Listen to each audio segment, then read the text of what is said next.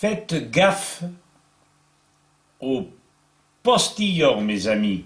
Nous sommes le 31 octobre 2020. Ce titre, Faites gaffe aux postillons, est, pour ma part, une idée amusante et qui pourrait peut-être vous permettre de comprendre que si vous tenez à la vie, il va falloir que vous réfléchissiez. Il va falloir que vous abordiez les problèmes d'une manière différente. Alors, il faut que vous sachiez donc qu'il est excellent de lire, et de lire des revues sérieuses, comme Nexus par exemple, d'analyser, de se souvenir, d'échanger entre concitoyens, de réfléchir et surtout de ne point faire une confiance aveugle ni à nos gouvernants, députés, ni à nos médecins, encore moins à la presse écrite et parlée.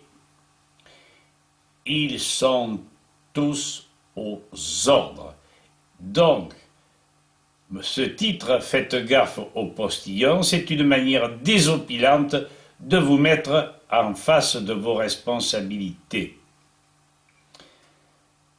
Si cette presse, entre autres, écrite et parlée, devait vivre un jour de ce que je leur verse, ils feraient la manche près des églises, mosquées ou temples ou synagogues. On nous a rabâché, sans nous apporter de preuves scientifiques sérieuses, qu'il fallait mettre des barrières entre humains, en portant les pires insultes que nous pouvions faire à la nature. Distanciation très précise, barrières stupides dans les magasins, avec des écrans, en veux-tu, en voilà.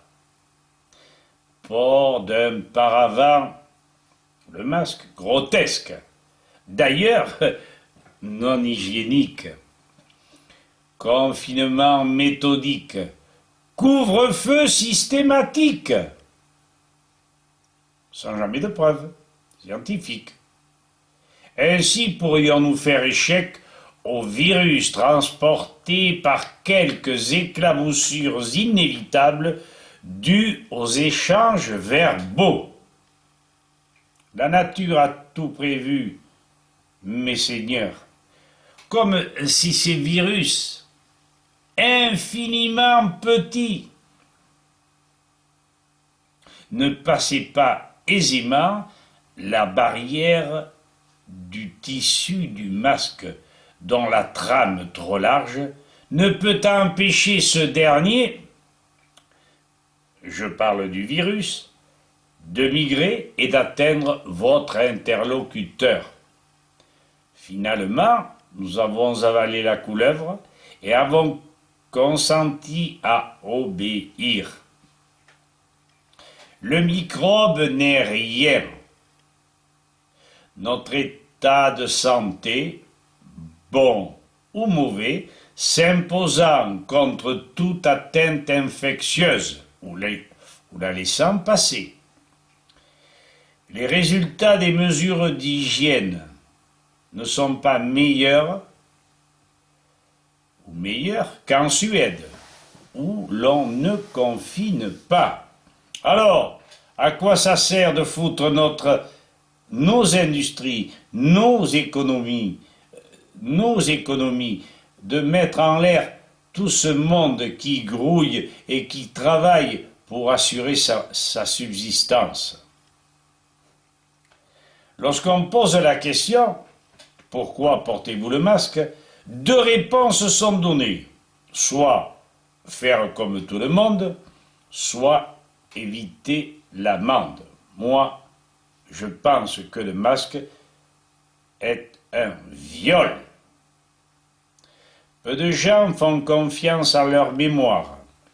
aux avertissements des chercheurs indépendants, des leçons du passé. Beaucoup confondent contagion et contamination.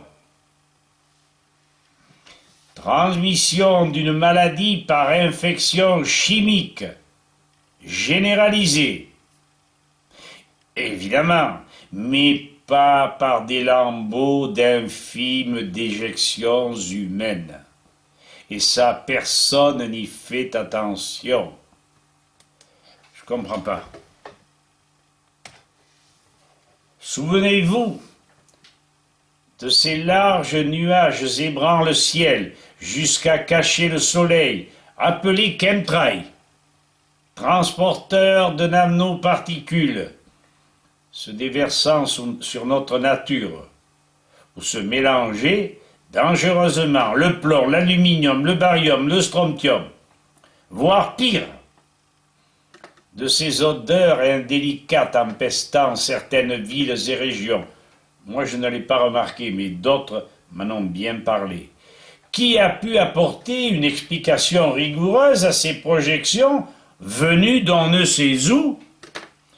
Quelques indiscrétions de pilotes permirent de comprendre que des pollueurs conscients tentaient d'empoisonner l'atmosphère, puis notre système respiratoire, et pas que, afin que ces fines particules détruisent petit à petit notre système immunitaire bien plus efficacement qu'aucun autre poison, et surtout pas un virus quelconque projeté par, vous le savez aussi bien que moi, projeté par nos postillons. Plusieurs professeurs et docteurs, Paul Héroux, Bernard Théiès, l'ont bien analysé avec la chromatographie et la spectrométrie. Contre la science chiffrée, personne ne peut s'interposer, personne ne peut nier. Qui les a entendus, compris, suivis? Pourtant, nos arbres, nos terres, nos herbes, nos fleurs, nos plantes d'une manière générale, trinquent par la faute de ces disséminations planétaires. Il y a pire. Qui, raisonnablement, a cherché à comprendre d'où venait la pandémie de début d'année 2020? Personne ne trouvait étrange que Wuhan, en Chine, dans la région de Bergame et Milan, en Italie, dans le nord-ouest de l'Espagne, ville constellée de milliers d'antennes 5G, était principalement atteinte, avec en adéquation une série de vaccinations et en point d'orgue des décès par thrombose et non par pneumonie. Le professeur Jacques Théron a bien insisté là-dessus, nous vous l'avons déjà dit. Le Covid-19 avait bon dos et supportait l'accusation. Le véritable assassin venait de divers genres de pollution habilement introduite.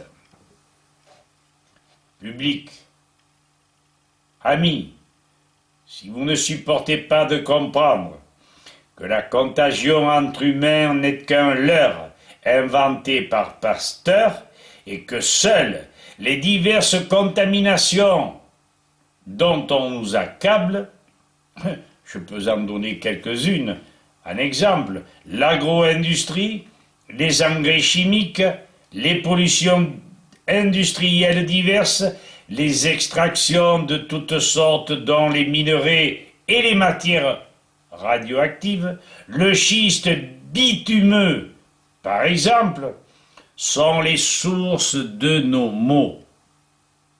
Nous empoisonnons la terre, nous en supportons les effets. Alors, public, tu acceptes de te plier aux incantations d'une secte mondiale, toi, particulièrement français, et tu fais cocu notre pauvre Claire Séverac, qui s'est tellement évertuée à nous faire comprendre. Mourir, évidemment, mais pas connement, comme nous le faisons actuellement. Alors il est peut-être temps que nous mettions de l'eau dans notre verre et que nous nous unissions pour faire cesser tous ces empoisonnements. La terre n'accepte pas la chimie. Merci de m'avoir écouté et à bientôt.